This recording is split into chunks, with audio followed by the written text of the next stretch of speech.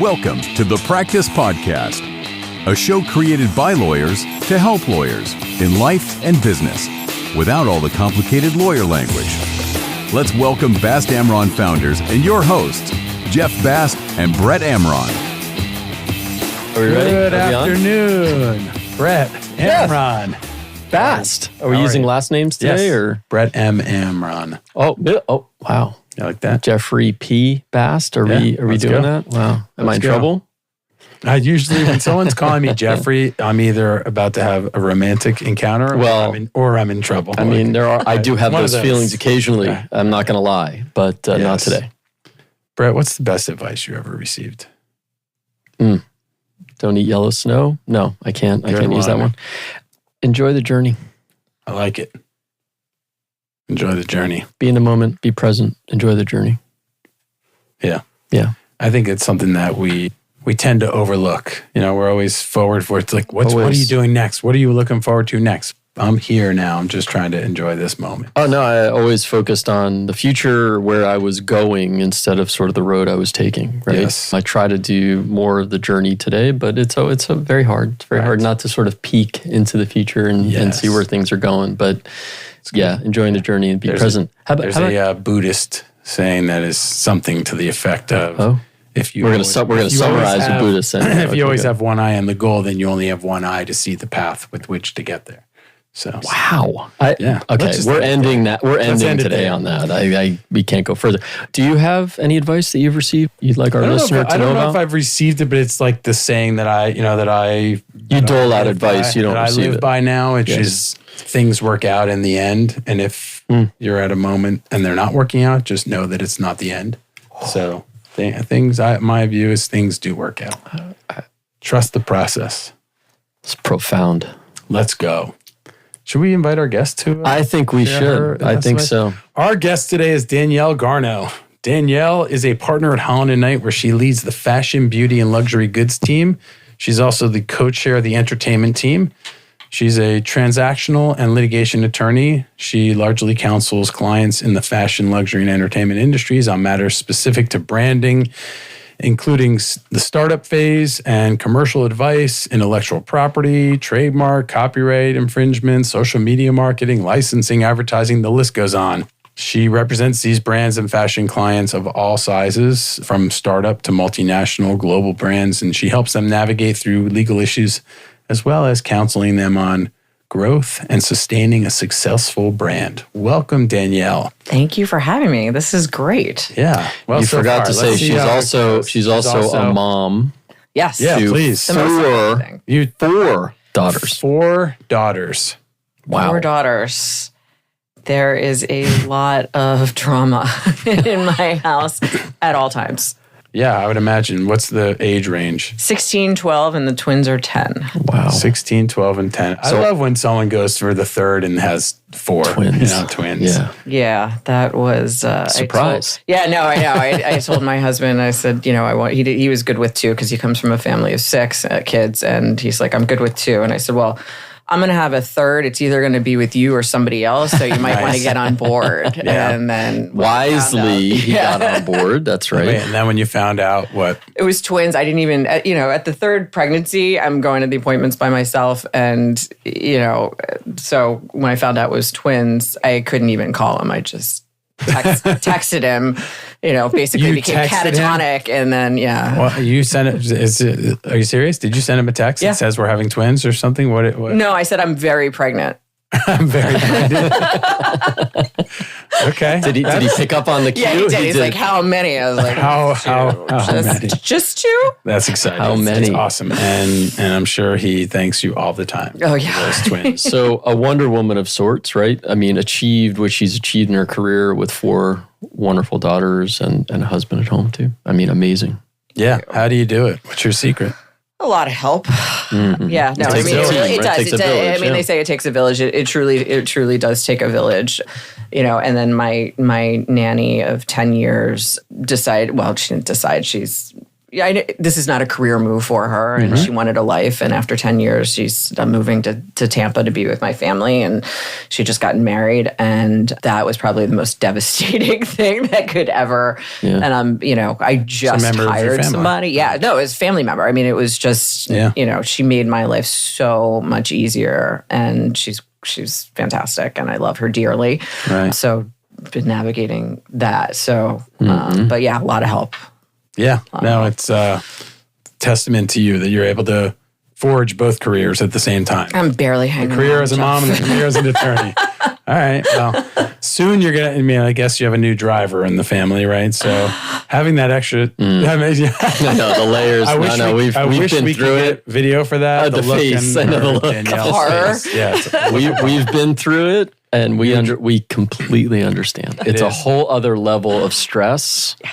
And anxiety, but at the beginning, and then once you get comfortable, then you have someone else to handle, helping out with pickups and drop offs. It's a nice. Putting you guys on a text exchange. Yeah. We're going to be like, of course, let's go. We're there for you. Yeah, absolutely. We're like BetterHelp. We're the alternative. So, how'd you become a fashion, beauty, and luxury goods lawyer, Danielle? Tell us your journey. That's not an everyday thing. By the way, long and winding road. Let's start at the beginning then. Where does that road begin? All right. So, I worked at Greenberg Traurig out in Los Angeles. That's where I, for the most part, started my career. Are you from California? No, from New Jersey originally. Okay, how'd you end up in California? I just was like, I've had enough of the East Coast. Right. Went to University of Miami undergrad. Was like, California looks amazing. I went to Pepperdine, also amazing. I just took my oldest there. For law school, yeah. And I was like, oh God, it's so pretty. That's on the cliffs of Malibu, right? It is on the cliffs of Malibu. I forgot how beautiful it was until I just took my daughter, and I was like, oh, I can't believe I went here. So I was hired as an employment lawyer, and in their employment group, in the way that it was structured, it had employment was separate from litigation.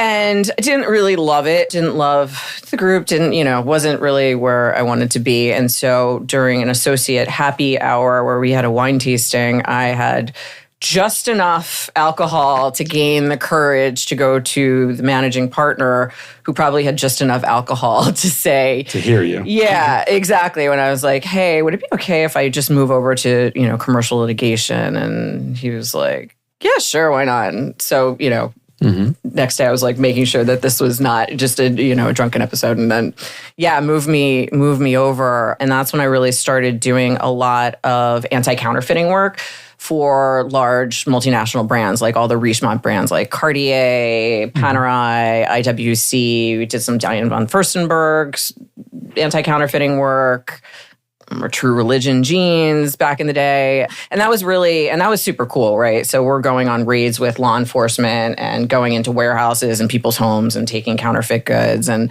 I was like, cool, this is really cool. I don't have to wear a suit. 2, I get to go in with law enforcement. 3, I get to take all their stuff. Like this is really cool. Got to keep you busy. There's a lot. There was a lot, especially out in LA. Yeah. And so I loved it, and I was like, okay, well, this is cool. I can mix fashion and the law, and this is neat. So I always sort of just loved that aspect of it. And a lot of it, I was doing a lot of trademark, soft IP litigation. And then I moved to Miami. And where Greenberg was doing none of this work in Miami. And so when I moved to Miami in 2007, if you guys recall, was that wonderful time where the economy was collapsing. Yeah. I don't know and so... you do know what we do, right? Yeah, I know. It was great for you guys. Yeah, exactly. Yeah. So, the way that our litigation group in Miami was structured was you were either in broker-dealer security litigation, you were doing tobacco litigation, you were doing Chinese drywall litigation, and all of the real estate condo deals with everybody that wanted, a second home in Miami were falling apart. So it was, you could get on that team as well. And so, I think I was the last person in the door, and they're like, you're doing condo litigation. I'm like, okay, whatever, fine. Right. Great way to learn Florida, litigation, state court, which is wild. Yeah.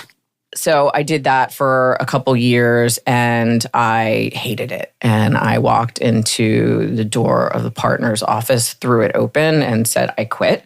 I don't care if I don't have a job. These are the worst cases in the world. The condo unit didn't shrink from the walkthrough to now. Like, these cases are so stupid. And I was like, I've had it. And so what I didn't know was behind the door, where I'm throwing an absolute temper tantrum, was the head of the global chair of white collar for the firm. And I think he was a little bit amused by this dramatic episode that I was showing. He goes, well, I've got 30 boxes of documents for a bribe that may or may not have happened in Qatar. Do you want to take a look? And I was like, does it involve a condo? He said, no. I'm like, give it to me. Right. Just whatever. Right. This is a long way of saying, so I became, employment, commercial litigation, general commercial litigation, condo, real estate. Right. Now I'm doing white collar. And I loved white collar. White collar was amazing. I loved it. I, got to see the world on all these investigations. I was doing a lot of like Foreign Corrupt Practices Act cases, a lot of false, key tam cases, those kinds of things, and healthcare fraud, which we here in Florida love. And no shortage. Right. There's no, Miami does love a good fraud. Yeah. So, and I loved it, but I knew that I didn't come from the U.S. Attorney's Office. I didn't come from Main Justice. I wasn't even a state prosecutor, public defender, none of it. And so I knew at Greenberg that I needed to have something of my own, right? I needed to be able to generate business. What makes me, I'm sitting on a floor with, 45 amazing litigators. Why is a client going to hire me over Frank, who sits 2 doors down from me, or Lacey, who sits, next door to me? What's my unique value proposition, right? And so I kind of went back to, okay, it's around mid to late 2000s, and sort of what the market was doing in Miami was really coming into its own as far as art, design, culture, fashion. And, we've got Art Basel coming in. We've got the Design District, which is being built. Every, multinational luxury brand has their Latin American headquarters sitting here in Miami, right? Who's representing that? And so, I remember going up to management with this idea that I want to do fashion law, and came up with a business plan. This is what I want to do. This is how I'm going to do it. Da da da da da. And to their credit, was like, okay, why not? Go for it, right? There was a little bit of like that cute little like pat on the head, like, okay, let's see what that's cute, right? Keep digging through the boxes, but go ahead. Yeah. Go ahead. As long as you build your hours, you're fine. Right. But at least they gave you that opportunity, which was great. It was fantastic, right? The Beacon Council in Miami had a creative design group. That was that was my first stop, right? It was like, okay, well, let's see what's about.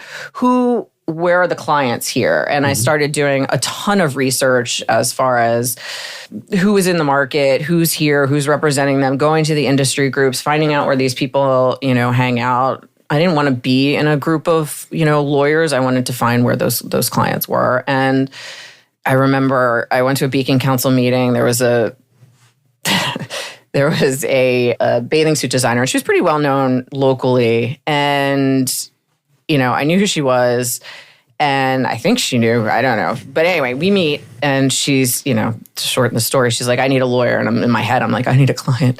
And basically said, look, because I didn't come from a fashion background, right? Like, I didn't know anything about the business. And one thing I will say is that what Cesar Alvarez from Greenberg always said, he's like, in order to service your clients, you have to know the business inside and out. Yeah. And as litigators, we get called in on like one discrete issue to come in, fix the problem, and get out, and they hope they never see you again, ever. So it was like, okay, I need to learn the business. So I meet her and I said, look, I know that you're not going to be able to pay my rate, but I said, what I'll do, and I can't get in trouble for it now since I no longer work for them, but I said, what I'll do is I'll do your like work for hire agreements, your NDAs, your model, like the sort of contract forms, light stuff. If you teach me the business. And because I didn't know what sourcing was, I didn't know what net 30 I didn't know, the terms that these deals are done. I knew nothing. And so I really immersed myself in her business. And when I tell you I was like a full service lawyer, I was out at the photo shoots, like holding up the reflectors, while they're shooting, her line. And honestly, it was that clients in Miami, took me to clients in New York, took me to LA, took me to Europe, and that's how I did it. So for those out there listening and thinking, okay, who were like you when you were a young lawyer sitting there thinking, okay, how can I differentiate? How can I create? I mean, you created this whole market for yourself, for your firm who wasn't doing it. And you mentioned some of it, but I want to take a step back for a second and just talk a little bit, about the time it took and what you did to say, okay, I have to sit back and think, where are the client? Like, how do I create this thing? Who's my market? I'm sure that you probably said, well, who are the law firms that are probably also doing this work, and where are they? And I need to meet them, right? I mean, that's very impressive. But going back for a minute, talk a little bit more about how and the time it took and what you did to really sort of figure out, until you met this woman in the swim set. Is great that you and then took it upon yourself to say, all right, I'm going to do this. If you give, I'm going to barter so you can teach me the inches. Of course, you have to know that. So, I mean, you kind of did it, you dug in and whatever, but like the time it took to get there, you have to have some luck. But man, you kind of. Yeah, no, I mean, look, it and it's funny now because I get a lot of, law students, young lawyers, students saying like, I want to do that. Yeah. And like, how did you do that? And I'm like, it took me 16 years, people. From really, because in order to service your clients, and no matter what industry it is, first you have to be a good technical lawyer. And then I think you really need to know the business. But really when I decided, okay, I'm going to focus on fashion and, doing all of that research, it took time. And I had kids at the time. So now, have to keep up with my billable hour requirement. This was all of this research and building this brand for myself and for the firm was on my time. Right. That was my time. That was like, okay, I'm going to invest in myself. And I think that anybody that's really going to do that, and, you guys know better than anybody, if you're going to invest in yourself, that takes a ton of time and dedication, and maybe not jetting off to all the weddings and events that that you're invited to or that you want to do. And it's just, that's a decision I think that everybody has to make, but it certainly was not an overnight thing. I mean, people see you and you're sitting here and you said 16 years, right? So it's like, oh, well, of course now, you're a fashion lawyer, and it just, but nobody knows what you went through. Right. To get to this point and how long it took and how many hours and on your own time. Yeah. Was it a conscious decision? Did you say, okay, I'm going to make this sacrifice, or did did you find yourself just making sacrifices? I found myself just making sacrifices. Right. I made the decision as, look, it's survival instincts, right? It's, in order to survive in a big firm. Not just survive, thrive. There's thrive. There was different things. Thrive. Well, because surviving there's plenty of people who can sit in the corner and they just do their work and they just try to, fly under the radar and they make it. That's survival to me. Like, you were doing more than just survival. Well, I never wanted to be beholden upon anybody to. Right.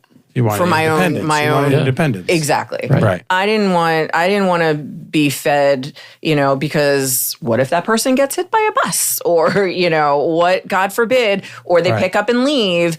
I always wanted something for myself that I knew that I had that was mine, right? That was transferable, that could move just in case, That's good though. And why'd you do you attribute that to something like you had some foresight that I think a lot of younger lawyers maybe don't, not young age wise, but less more experienced. junior in their career are not really thinking that way. Look, I think I've always just been wired that way. And look, I know plenty of lawyers that are just happy, doing, the day-to-day and being fed and doing that. And that is a perfectly, law firms, departments, things like this, they're like baseball teams, right? There's sort of a role for everybody, because you can't have like a firm full of just like business generators, because who's going to do the work, right? But, I decided I didn't want to be a service partner and just do the work. I wanted to build something that was mine. That was my financial security, and I think that comes from, and I said, but it really was a survival instinct to be able to eventually thrive in a firm, because, I knew I can depend on myself. I knew that I can do this. Now, there are times where I thought I was absolutely insane. Sure. What am I doing? Why did I do this? This is insane. Like, nobody's doing this. Why are you doing, And people have a hard time, I think, to this day. They're like, fashion law, what is that? I don't really go into a well-defined box. I do transactional work. I do litigation work. No one really knows what I am or what I do. I consider myself a branding lawyer. I think at the end of my 30-second elevator pitch, I'm a branding lawyer. But that can be hard too. Where do you fit in a big firm environment? So there's a lot of things I think that are that I took into consideration. One, making the decision to do this, and things going, continue, yes, I'm going to continue to do this. And how do I want to position myself in the market and in the firm? So give us your 30-second pitch on what a branding lawyer is and does. I know you mentioned obviously the transactional and the litigation, Sure. And you can give us examples, I guess, whatever it is you give on your 30-second pitch of what, and it can be longer than 30 seconds, of course, but what kinds of issues are you seeing and dealing with and things like that? Sure. So I think that companies, no matter what the industry, they are all brands. I think even now with, the content creation culture, people are brands. We are brands. You guys are a brand. I am a brand. And the things that I deal with, on the litigation side are brand protection issues, right? So the easy one is, you're infringing on my trademark or you're infringing on my intellectual property. How are we going to deal with that? There's also a big PR component and reputational issues that come along with that. I work very, very closely with crisis communications firms or PR firms. Everybody, we're in sort of a cancel culture thing now. So, how are we going to address allegations, founded or unfounded, that could cause reputational harm? So I do a lot of that work and sort of counseling on those issues. On the transactional side, branding on the contracts that I do, are expanding. How are we going to grow the brand? Licensing deals, distribution deals, are we going to use influencers, and what are the risks with those? Because that goes back to the reputational harm issue sometimes. So we deal with a lot of, morals clauses and things like that. Celebrity talent, right. Endorsement agreements, those kinds of things. So it's all about protecting the brand on one side, and then how are we going to move it forward and grow? And is this as much fun as it sounds like from the outside world? I do love it. I think people are here, fashion lawyer. Wow, that's exciting. And celebrity talent. I mean, I love it. Look, if work is work and what we do is really, really hard. And, at the end of the day, I think what I love most about what I do is the fact that a lot of times I get to see an end product, right? I remember pulling up to the Miami airport the other day, and there was a huge billboard on the side of the airport of a campaign that I did. And I'm like, I did that. That's amazing, and that's really cool. And then, with the smaller startups, I love getting in there early and really helping them scale and grow and, getting to a point where they ultimately sell for bazillions of dollars, so I like that part of it. So the answer is yes. The answer is yes. I do love what I do. Let's go. Can you teach me to be a fashion? You're already a celebrity. Come on. Good one. I mean, isn't that how you... Yeah, that's right. And is Miami still growing in that area in fashion and art and all of that? Or are you finding that you still need to go outside of Florida, Miami to sort of get that kind of work? A little bit of both. I think that Miami, look, it's a great time to be in Miami. You guys know this. I mean, we've seen more growth other than, the traffic is bananas. But I think that, it's an exciting time to be in Miami with Inter Miami, with Messi, with Beckham, all the sports teams. That comes along with the fashion and entertainment component. You've seen every branded building that's going up, with Aston Martin to Bentley to, there's another one that I just saw that's going up. Porsche, but there was a Mercedes-Benz is doing one too now. Yes, that was it. Yeah. So, I mean, it's like I can't believe that. Yeah. Every luxury brand. Car, yeah. Yeah. So it's a great time. So Miami, yes, for sure. Basel's grown. Everything is nuts down here. It's great to be here for that. But look, it's never going to be fashion capital of the world. Sure. We thought that there was going to be, some hope, I think maybe like 8 years ago, where a lot of fashion houses were talking about coming here. Naeem Khan, who's a luxury designer, brought his fashion house down here. But it's been really, really quiet, I think, for that. So you're always going to have to be in New York for fashion, Europe, LA, and South America is I think, making a huge, huge play. Cool. Any advice for a young lawyer that's listening and is interested in this area? Yeah, how do they go about breaking in? Find your people. Particularly in Miami, the fashion community is really small, but they're so nice and inclusive. And, you can really learn. We've got some great designers down here. We've got some great companies down here. And the people in the industry really are wonderful. You can always hit me up. Message me on Instagram or email me or LinkedIn or whatever. And I'm happy to, give advice and like I said before, become a really good technical lawyer, whatever you did, because we're talking about an industry where there's room for everybody, whether it's employment, data privacy. I mean, if I was going to give advice right now, go into AI and really learn that, because I'm not going to, right? So I need to rely on a team that understands, the technology and where this is, where this is going. Because I know enough to be dangerous, but it's helpful when I have. I mean, and I use associates all the time, particularly because my practice is really social media driven, and nobody knows how to work social media better than somebody 20 years younger than me. So, it is, I had my daughters help me out on a case. I was like, can you go on TikTok and figure this out? So it's get into the stuff that's new and edgy and it's going to be the future. And that would be my advice. What's the best advice you received? I see how you did that. Oh my God, you brought it all the way back. Yeah. Well done, Mr. Best. I will tell you the best advice, and I'll just in the legal context, since that's I think who your audience is, and it was partner who told me there's nothing that you can do that I can't fix, absent blowing a jurisdictional deadline. Right. So don't worry about it. And I will tell you that that's stuck with me for so long, because it gave me as a young lawyer the space to sort of breathe, because make decisions. Right? To make decisions and to mess up and not to think that it's, because there's nothing worse than messing up and then trying to cover it up and then it becomes a whole thing, the cover right? up is worse. Yeah. Don't do that, right? Yeah. And own your problem. Own your mistake. Yeah.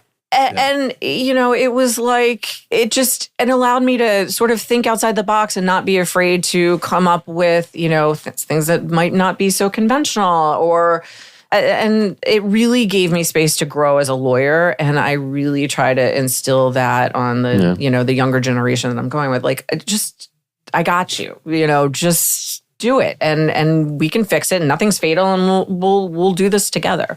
So that was, I think, the best advice that I got. That was good advice. Good stuff. Nobody ever gave me that advice. Yeah. Well, but we give it all the time. We're always telling our people. In fact, you and I both put on our out of office message that we trust you to make decisions. So make decisions. And the people are afraid to. But if you tell them that, you can do it, and then they finally believe you, then, they can do it. Another variation of that is the best way to know if you can trust someone is to trust them. So, man, you're all over it today. Love it. Come on, I love it. Come on, man. This is so deep. Confucius has. I got a whole bag of them. I'm carrying a sack of those around. I see that. You let me know we when do you a whole want some. podcast. I got them. Just rattle them off. This was fun, Danielle. Thank you so much. If you enjoyed this as much as I did, please leave us a 5-star review. Follow the show, share it, send it to your friends and family. Come on, talk about the Practice Podcast. It's everywhere. We're everywhere. Nelson. Thank you, Nelson. Good to see you, Nelson. No, he doesn't want to talk. So thank you, Nelson. Thank you, Danielle, for coming. And Jeff, Brett, as always. Thank you. My Confucius. Thank you. For more information on this show and other resources, visit fastamron.com and connect with us on LinkedIn, Facebook, and Instagram @FastAmron.